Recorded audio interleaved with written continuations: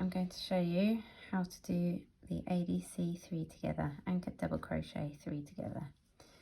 So insert your hook into the back loop of the stitch, yarn over and pull through, yarn over, and then we turn and look at the back.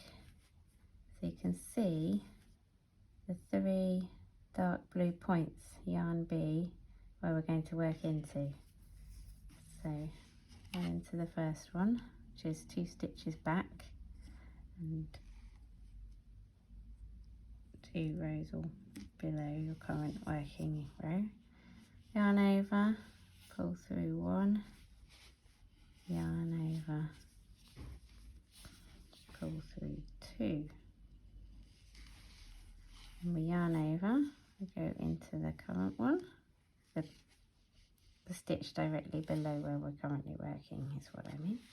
Yarn over, pull through 1, yarn over, pull through 2, then we yarn over again, then we go into this one,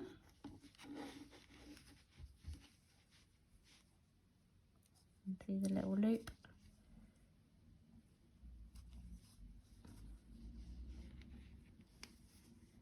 yarn over, pull through 1, yarn over, pull through 2, 5 loops on your hook, yarn over and pull through all of them.